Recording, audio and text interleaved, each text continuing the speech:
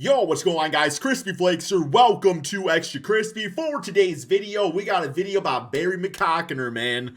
And this is titled, Who Should Win the 2023 NBA MVP? So before we get going on this, my personal favorite to win MVP this season, I think, is Giannis. Okay? I was thinking Jokic a little bit. I was thinking Embiid, but I think Giannis, in the end of the day, should win the MVP. I believe at the making of this video, the Bucks have the best record in the NBA. But not only that, the thing is a lot of people were saying somebody like Brook Lopez was going to win Defensive Player of the Year, bro. And I know Brook can, block some shots and whatnot.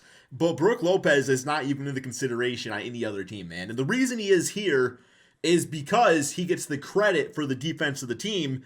But in all reality, when you have Giannis as a power forward, that's going to make your job defensively a whole lot easier. So it's kind of like the Steve Nash effect, but with defense, okay? So, yeah, I think Giannis, and also they got like Drew Holiday too, obviously. But yeah, let's get going on this. Enough talking for myself, although I'm sure I'll talk a lot throughout the video like I always do. Let's get it.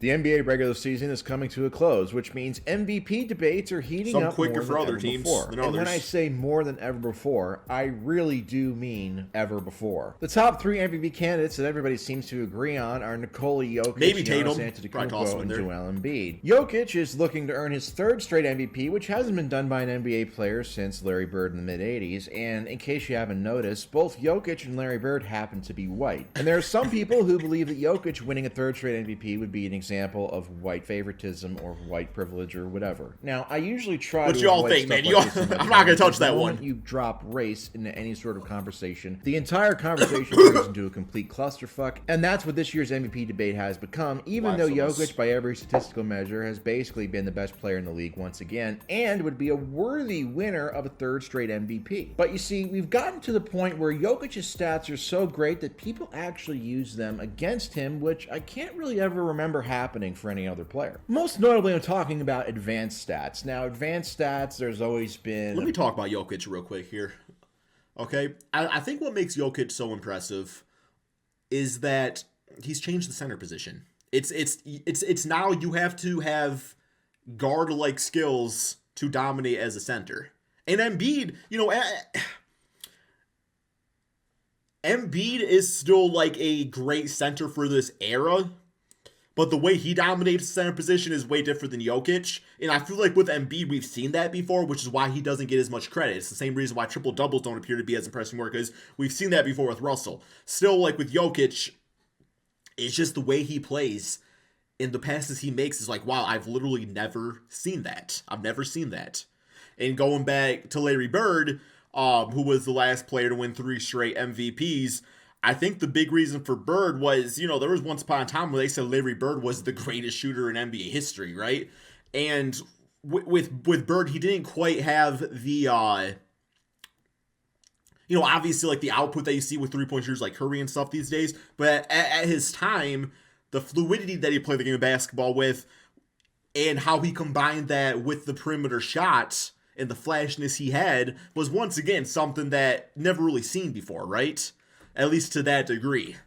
So I really think that's and that's why Curry gets called the generational changing player, because once again, something we've never seen before. I think that's really what the standard is these days to win MVPs and multiple MVPs, is just being able to dominate in a way that's never been seen before. Why is everybody so high on Wembanyama? We ain't never seen that before. That's just my thoughts. All right, I'm not going to pause for the rest of this video.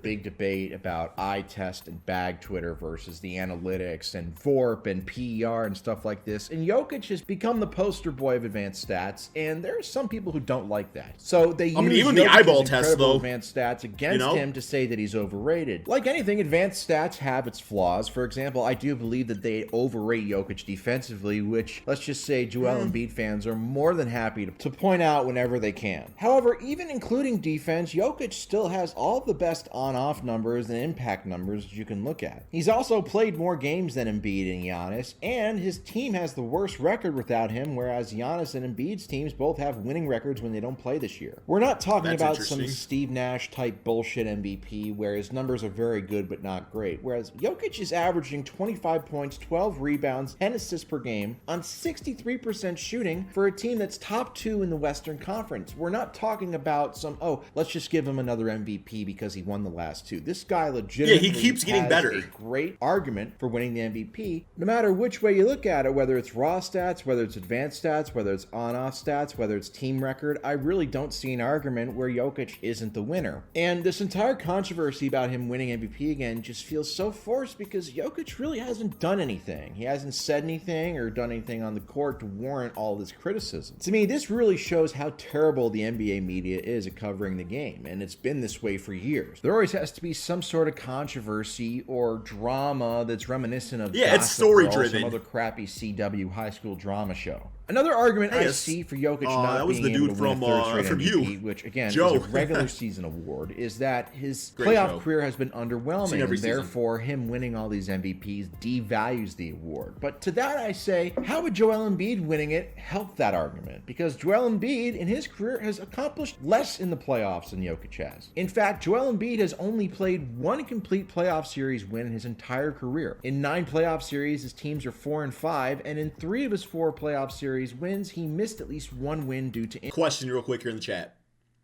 Who's the better center, Jokic or Embiid? That's all I'm going to ask. Injury. He's never played back-to-back playoff series in any It's an important question. Without getting injured and missing games, and he's never made a conference finals, whereas Jokic has, but Embiid fans are quick to point out that this happened in the bubble, so it really didn't count, even though it was on an NBA regulation-sized court against NBA players under regular NBA rules, but I digress. The other argument for Embiid that his fans make and are willing to do, as I alluded to earlier, is point out Jokic's flaws defensively, whereas Embiid is this amazing defensive player, and to that I say, good offense always beats good defense. And Jokic's defense isn't the worst. Has Embiid's incredible defense translated to the postseason. It certainly hasn't helped him win more. It hasn't made him more impactful in terms of the on-off numbers. And what good is being such a better defender if you're constantly missing more games every season than another guy? Again, it's true that Jokic isn't a great defender, but guess what? Neither was Magic Johnson or Stephen Curry. Does anybody ever use that against them to argue that they're not all-time great players or that they weren't worthy of their MVPs? Like Magic and Steph, Jokic is a GOAT-level offensive weapon. So it's because it's the center position, and historically, which is I think what a lot of people go off of these days, is that to play the center position, to be dominant at it, you have to be the anchor defensively. And if you're not that, then you're lacking for that position. But once again, you got to do the argument the way that Jokic plays the center position, offensively speaking, makes up for maybe some other things he likes defensively. Even defensively, like, he still puts his body in the way, and I don't think he's the worst defender in the world.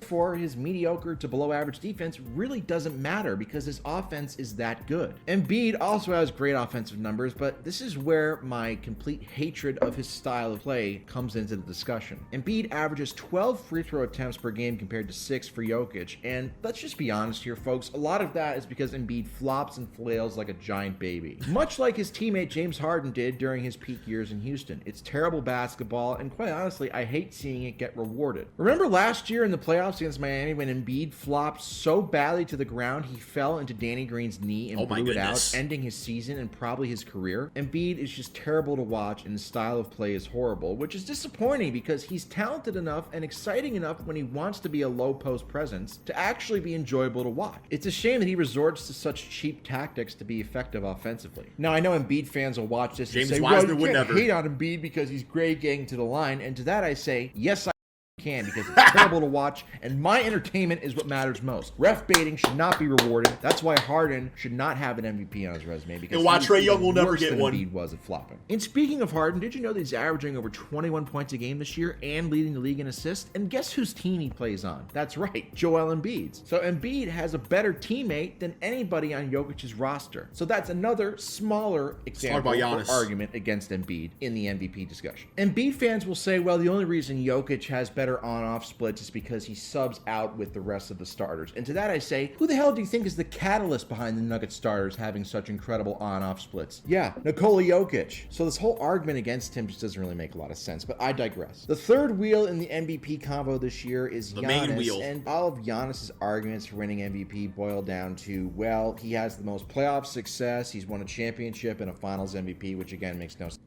31 points. Yeah, Embiid's a little bit better there. Assist-wise, defensively, I mean, steals and blocks ain't really an indicator for great defense. Tied for rebounding.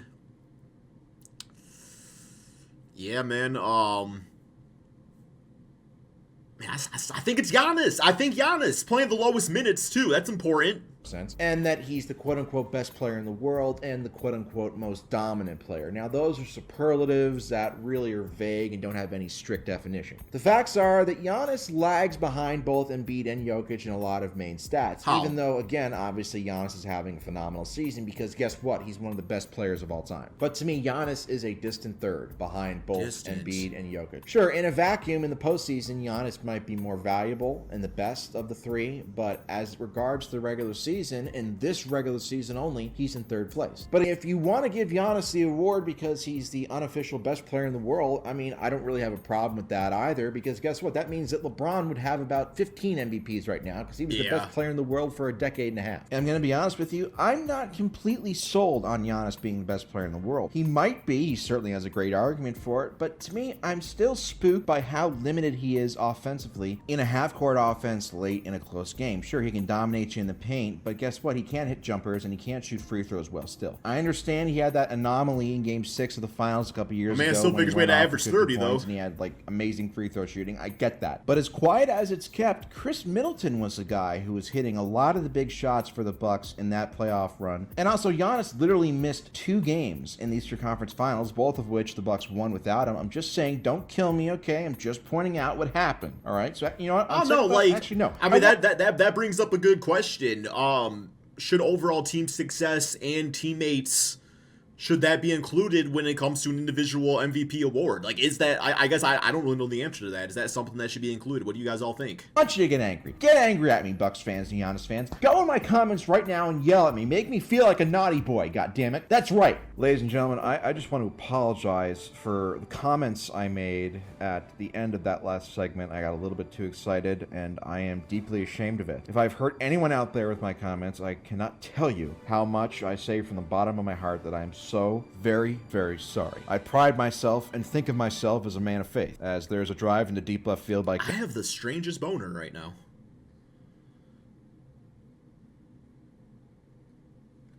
Castellanos, and that'll be a home run. I don't know if I'm going to be making videos again after this. I don't know if it's going to be just on my own, or I don't know if it's going to be for my bosses at YouTube. So now, after all the rambling I've done in this video, it's time for me to choose who I believe deserves to win MVP the most out of Jokic, Giannis, and Embiid. And the answer is none of them. You really think that I would choose any of these 3 losers over the troops, the men and women who sacrifice themselves every single day for our freedoms and go overseas and risk their lives so we can play basketball games like this? Okay?